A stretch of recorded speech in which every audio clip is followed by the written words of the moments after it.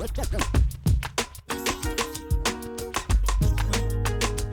y'all talking to, man?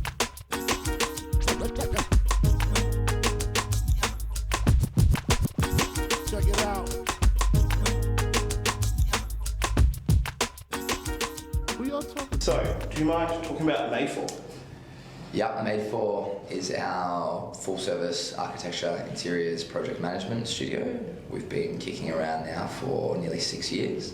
Started it with my wife, who was slightly disgruntled at the processes at larger practices who weren't as caring about their staff and their employees. So we decided to give a crack at doing it better ourselves. Yeah. Here we are. You've given it a good crack, haven't you? You're learning new things every day. Nobody really teaches you how to deal with everything that comes along with running a business, but as long as you're committed and focused on doing the right thing, I think you can generally get through most of it. Yeah. We're lucky, we're well supported by everybody that works here has like a +1 to what they do. Yeah. So everybody does their job, and then everybody does something really well that sort of helps steer the ship here, which is really nice. Yeah, okay. And what do you think makes a good studio? I think collaboration is very, very important. It's something that we do really well here. I think honesty, willingness to challenge each other, to not settle for a result that we don't feel is the best possible result for the situation. It's really important here. And balancing that, this is obviously the thing that people do with the most of their waking hours. So as much as we need to pump work out, we really need to enjoy the company and the creativity of each other. And I think that's what's really nice about working here. Yeah. Especially since coming back from COVID, it's a pleasure to come in here, and we don't have a strict work from office policy, but that's what our staff are choosing to do. Yeah. Yeah. Okay. And in terms of, you mentioned that you started this because your wife was disgruntled with a traditional architecture studio. When did you know it was the right time? What was kind of the trigger for you guys? Yeah, it's never really the right time. The hardest thing about what we do is people trust us with a lot of money, and no matter how many runs you may have on the board somewhere else, and to be honest, we only really had a few years of runs on the board, the trust process is really hard to win from people. So we probably did this a few years too early, to be honest, but I mean, here we are now at there's people obviously behind me. Yeah. Here we are. This is life in the studio. Yeah. Here we are now, 6 years on, and I'm very grateful that we made the decision to start it when we did and learn these things. You'll get everything in here. It's not great. It's not great for recording, but No, it's great because it kind of shows it's not the traditional architecture studio. And I think when we've been looking at the new up and coming studios, they run more like an ad agency. And if you look at your layout, it's not. Yeah, that's spot on. And you know what? I never worked in a traditional architecture studio, so everything we did was not about trying to copy or mirror what anyone else did. If we did that without having the runs on the board, then we would have just disappeared into the fray. Yeah. I think we've been able to stand out and make some noise because we look at the best way to do things to suit the business and the people that work here.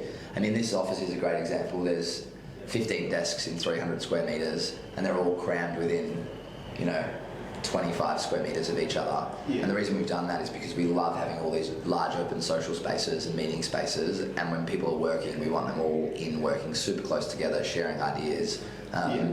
Yeah, you're right, just the layout is a good indication of the sort of business we are. Yeah. So you've got quite a close-knit team. How do you go about fostering and building that, that fabric? Yeah, it's interesting.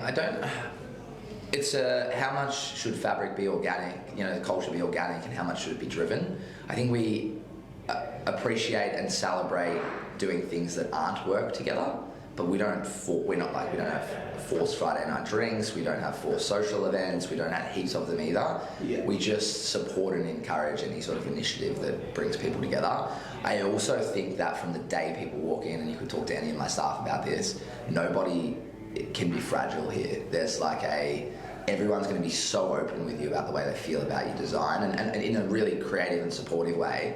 But that just immediately gets rid of that barrier of like tiptoeing around each other, and like it's just from day one, it's like family. It's like you argue like family, you get along like family, you work shit out like family, and that's really nice. Yeah, no, lovely. So in terms of you moving forward over the next 3 to 5 years, what's your kind of grand vision for your studio ideally? We never really looked that far ahead, I guess, just because what we want both in our own lives and the staff that we have and the projects we win is sort of ever changing.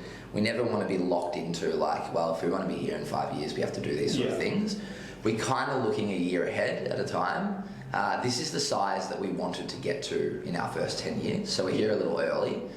Really the next few years is just about getting better and better at what we're already doing, and that might mean we need additional staff, or it might not mean we need any additional staff. It's giving us the ability to say no to projects that don't suit us by timeline or budget, which is a really nice luxury to have when you're a smaller studio.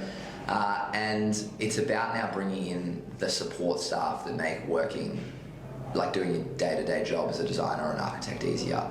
So we've got a people and culture person, we've got a marketing and comms person, we've got a project manager on staff who doesn't draw or anything at all. He's just available to help everybody out with the problems that they've got. Studio manager who organises all the little nitty-gritty things that make life easier.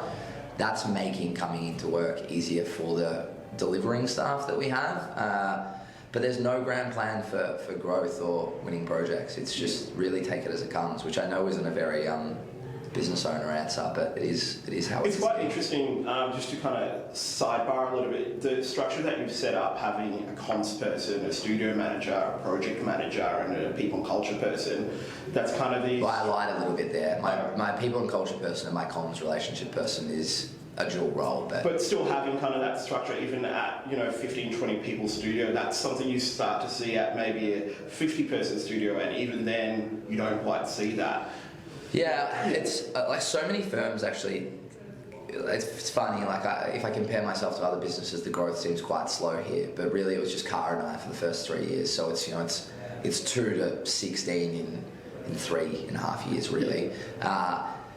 And not a lot of studios grow that quickly, really, and I think it's because they expect their people to do everything, and they're unwilling to put another cost into the business because a cost means 2 more jobs you need to win, etc., etc., etc. We really just back ourselves in with our growing sort of reputation and relationships that if we put the support around our people, then we'll continue to win the work required to build a great studio. So,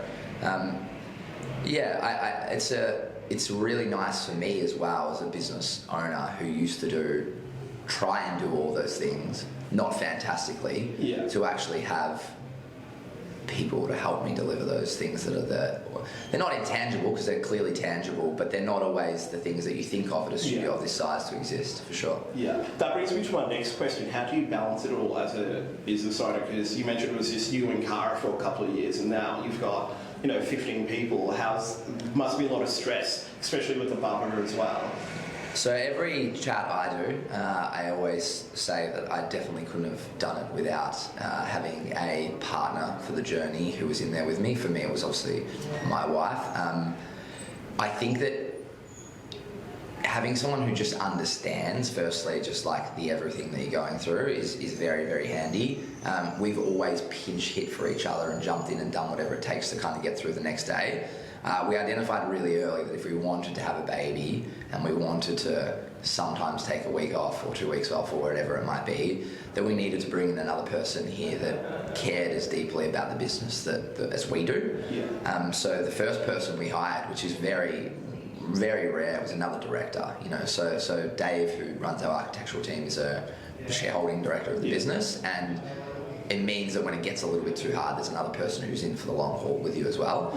And that will be part of our model, identifying people that really add up, work incredibly well with us, care deeply for the business, and making sure that this isn't just a job for them, but it's something they can be part of for like this wave of their life as a director and someone that's invested in the business.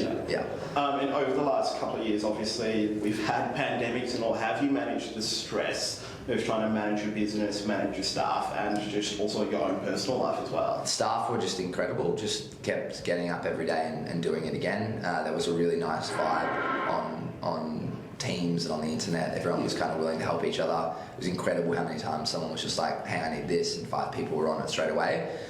We grew during the pandemic. You know, we went from 6 to 10, I think, during the pandemic, which was great. We hired 2 people the day the pandemic started. So Lara literally came in and packed up a computer and went home that day. Yeah. And that's fine. I mean, there's a lot of businesses that have only ever existed and hired staff in the pandemic and done really well as well. It's obviously taught us heaps about coming to work and working remotely and all those different sorts of things. But circling back to, I guess, the other part of the question, which is, I can't remember. Stress management. Stress management's like, it's a little bit different for everybody, I guess. Yeah. We love what we do so much that the stress feels worth it. I think if we didn't, then we wouldn't. Yeah. And we do. Like, fuck, we love everything about running this business. Like, Yeah. we love the people, we love the projects, we love the stress, we love the client relationships. If we didn't, then there's no way it'd be worth doing this. Yeah. Because it's heavy stress. And it's interesting, stress was like a badge of honor for like people in like the 90s and the 2000s. It was like, look how much stress I can deal with. And I grew up in a small business house, and my dad ran a 5, 10, 20, 50 person small business, and always was like at an 11 out of 10 for the stress levels as well. And I know that his mates and him saw that as like, fuck, look at all this shit Pete can handle. Yeah. And I never wanted to be that guy. And you know, new culture is like, hey, don't be stressed. Like, it's cool to have a life and business be secondary, but like, if you really, really love what you do and you can see where you're going, then I think the stress feels worth it. And I mean, we're here to do something, right? Yeah. Like, we're not just here to meditate all day. Do you have a specific person that you could say is really influenced or kind of driven, or like a mentor, or kind of like Yeah. So that's really key, and your mentors will change. Yeah. There's that Drake lyrics, "Till your idols become your rivals." Yeah. And I've had that. There's someone in the industry who ran a bigger business than ours that was Yeah. like sort of competitive to what we were doing, and that person was extremely helpful with me when we were just 2 staff. And then really helpful when we were 3 staff, and then all of a sudden we started to win some of the projects they were going for, and that sort of shut off, and that was like the first, like, idol becomes your rival. Yeah. But because of what I do, like pitching for work and leading projects, I get to sit in the boardroom or sit in the room with the decision makers and people that run businesses that are now in a position to deliver, you know, incredible projects. So there's people all around me, and I'm so willing to, and anyone running their own business or anybody at all, if you look up to someone and you know that they've got skills or talents or situational abilities that would benefit you, tell them you would like to, if it's okay with them, ask them a question from time to time. Yeah. It's one, it's flattering for most people to like they've worked really hard to be in a position where you feel that way about them. But 2, most people just want to see people do well. And for me, you know, I'll shout out a couple of people. Luke Smorgan, anytime I've needed something, he's been through growing a business. I've been able to call him. He's always got an answer for me within 24 hours. Tom Bull, he's a client of ours. He's running an incredible construction business. I'll call him for advice all the time.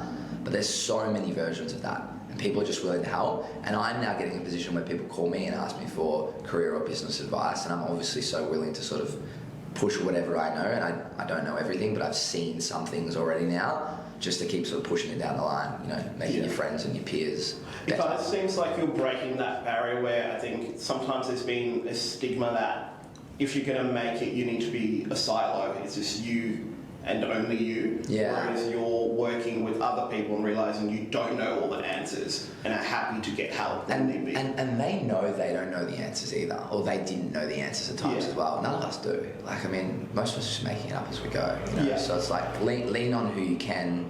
Definitely don't silo. Yeah. If you're watching this and you're feeling siloed, get my number, call me, let's chat. But I'm sure you've got friends that will help you as well. Okay. If you're a teacher of any subject, what subject would it be? Everyone in my office will say sales. We've got a weird sales culture here in that, like, everybody loves bringing in work and winning projects, which is awesome.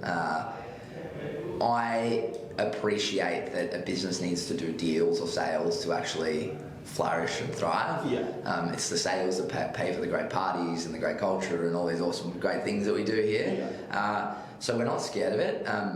I guess sales relationships. We win work from people that I met at parties 7 years ago that I haven't heard from that call us up. I make sure that people know what I do when I meet them, but like I also make sure, and I tell everybody this, every interaction you have with somebody, unless they're like dead offensive or dead rude to you or something like that, one, be lovely, and two, be the bigger person, and it just pays huge dividends. I mean, there's this incredible project where we've just won recently where Lara saw some people out on the street peeking into the window of a full lease office. Yeah. And she went up just to literally say hello to them and talk to them because we'd done a test fit for that office.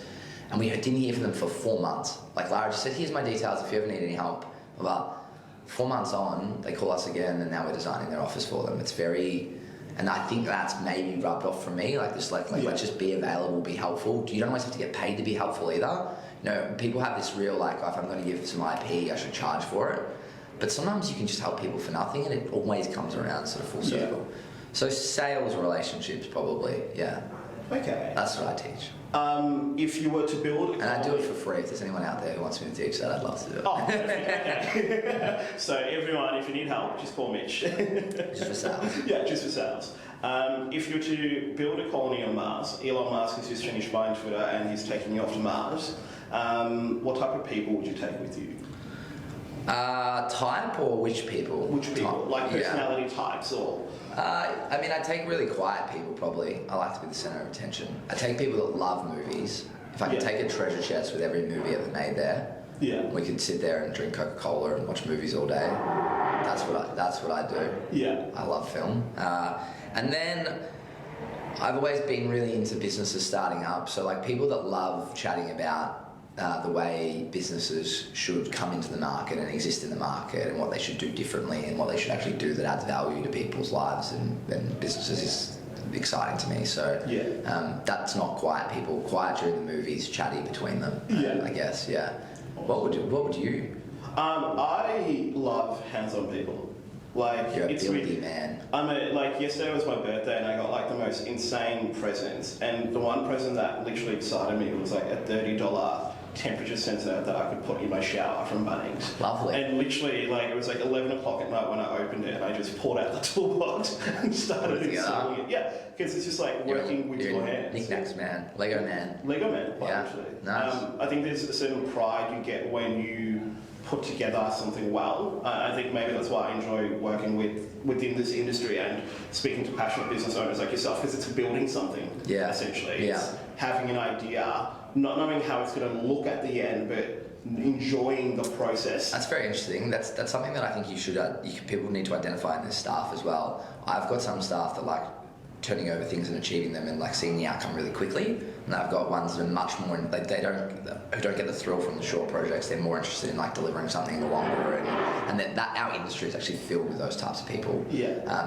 Like that resonates with like Kara's like that, my dad's like that. They love to like do something, see it come together and finish really quickly. I get nothing out of something I can do in 5 minutes or 10 minutes or an hour or a day. Like I'm really like I want something that's never finished, you know. It's like it's constantly having to go through shapes and evolutions and pivots and waves, etc.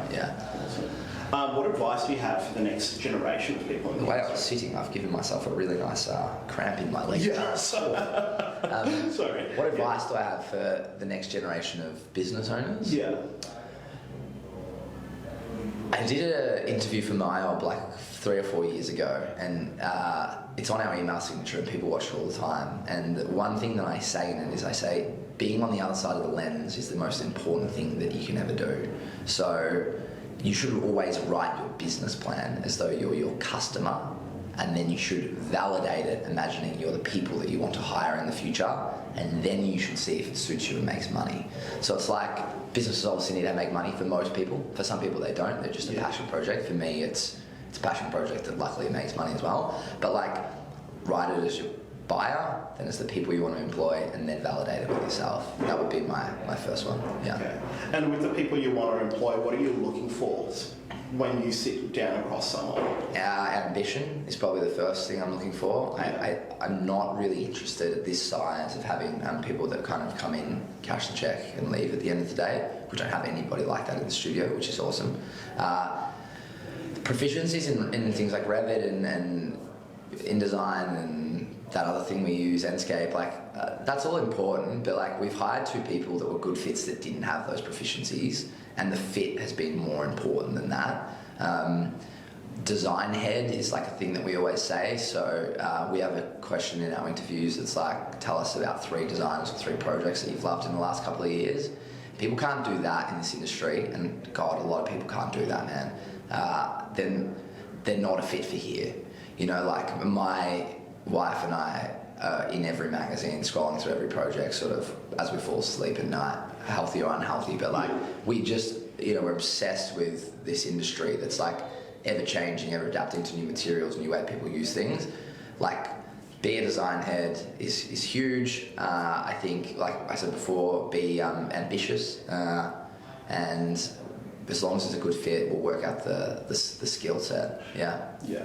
Right, awesome. Well, thank you so much for your time, Mitch. Thank you for having me. Yeah. Or thank me for having you. Yeah, no, seriously. Thank you for having me. Thank you for coming. Yeah, I also had one other little question. The name Madefor.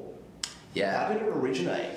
We were so lucky to work with a branding studio just before they exploded. So he won AGDA Designer of the Year, which is like the Oscar for the best design agency in the country, the year that he completed our brand. And I'd said that, standing on the other side of the lens thing that I said before to him. Yeah. So Madefor, most architecture firms are named after the principals, or a lot of them are, or the people that founded them, or just a name that means something loosely related to architecture. Madefor is because whatever we do, it's made for a family, or it's made for a business, or it's made for a community. It's about who it's for, and it's not about us, and that's why we're called Madefor. Yeah, perfect.